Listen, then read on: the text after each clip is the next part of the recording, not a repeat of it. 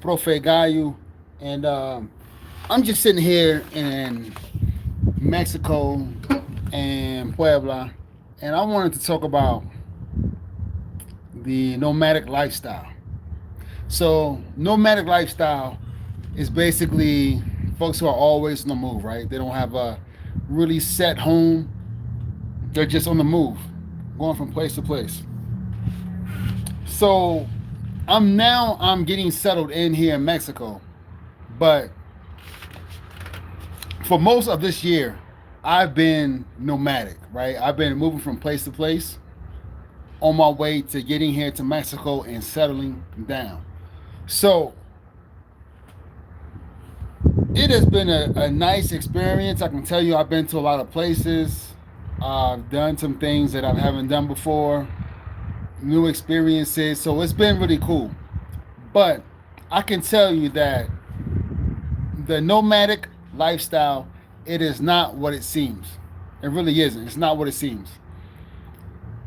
Now, I can tell you that when you're at home, you're at your place, your house, your apartment, you just checking out YouTube, you're watching people, you know, traveling from place to place, with the nice beaches, with the clear blue water, up to like the mountains and going on excursions and adventures and all that stuff. It's cool. It's cool. It's cool. It really is. But I can tell you this: after a week, after a month, after 3 months, you are ready to go home. So the downside of the nomadic lifestyle is there really isn't no home. You're going from place to place to place to place. And it could be an interesting experience where you're changing sceneries every week or every month, etc. But at some point, you are going to want to go home. And I can tell you that it I probably I moved out of my apartment in Santo Domingo in March of this year, March 2023. So from then on, I've been basically going from this place for a week, this place for a month, this place for a couple of months, this place for a week, this place for a few days. So I've been doing that up until I got here to Mexico. And before getting to Mexico and starting to settle down, I could tell you one of the biggest issues I've had, well, not any issues, the biggest annoyances that I've had was, luggage, right? You having these like, 2, 3 bags of luggage, and you're going from place to place to place to place to place, and not like within the same country. I'm talking about going from country to country to country, and that can get annoying when you're just hauling luggage and luggage and luggage, and you the planes, and you got to make sure your luggage is under the limit, and things of that nature. It can get really, really annoying. Also, I guess my big thing too is mail. So when I was in the Dominican Republic, I had a place where I would always get mail forwarded to me, which was very, very convenient. Now, when you're nomadic and you're going from place to place, a week here, a week there, maybe a month, and you're getting something shipped to you. Now, if you're there for a month, that should give you enough time for FedEx to get something shipped out to you for, if it gets there in a week or maybe 2 weeks, depending on where you at. But if you're in a place for a week, or in this country for a week, and in this country for a week, it's really hard to really plan that mailing thing out, especially when a lot of these places, they don't really have good mailing addresses.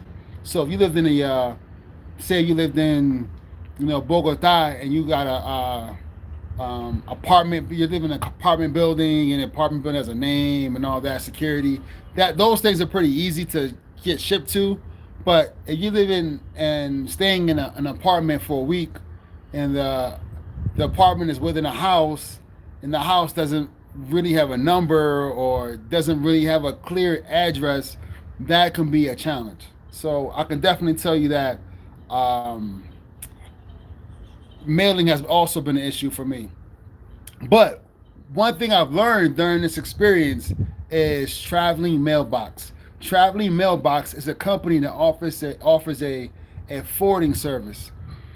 I learned about this during this, since I moved from Santo Domingo and been on the move. I learned about this, and this has been helpful. So basically, the way that Traveling Mailbox works is it uses a U.S. address, and you'll have your mail forwarded to that U.S. address, and it's an actual address, right? But it goes to a central location in Sanford, North Carolina, and then from there, it they will scan the envelopes of the mail that you receive, and you can elect if you want them to open it or just to immediately send it to you.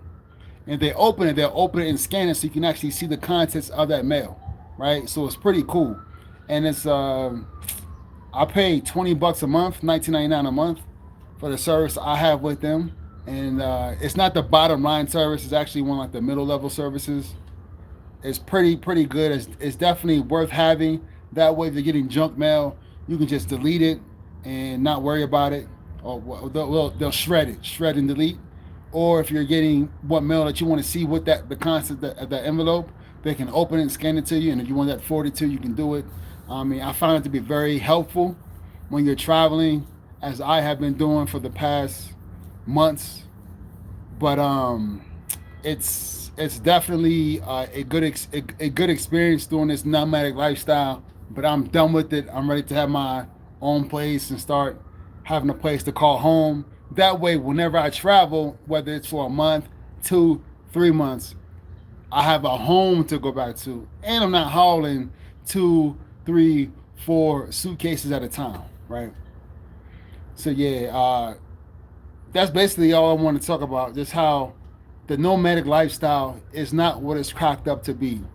Now, it's cool to have your own place and get away for a little while, maybe even a year, but still go back home. But when you're home, when you leave a home and you're going, month and month and month, and you don't really have a home to go to, you're just sort of taking it 1 month at a time, a couple of months at a time. It's a good experience, but I can tell you it'll take its toll on you, and you'll be ready to go to a place where you can call home. I can tell you that. But since I've been here in Mexico, Mexico has really treated me well. It has really been a good experience. It's different. It is different. I've been to Mexico many times before I actually decided I wanted to move here, but it's a different. It's different, and especially because I am in a city that's not. It's not Mexico City. It's not the capital. It's not a tourist city, but I'm in a big city, so it has a lot of the big city amenities without all the tourism and things of that nature, right? Like what's going on with Mexico City or Playa del Carmen or some places, even San Miguel or Querétaro. You don't really see that here in Puebla. Puebla is very Mexican. I haven't knowingly ran into any other Americans since I've been here. However, I take that back. There was an American in immigration that I saw the other day, but apart from that, I haven't knowingly seen any Americans here. But definitely a very Mexican city where I'm at. But yeah, that's it. That's all I got. If you got any questions, got any comments, leave it in the comment. And I'm here in Mexico, and I'm here to stay for quite a while. So there it is. Thanks for tuning in. Be sure to like, share, and subscribe, and check out my channel for other content coming soon. Peace.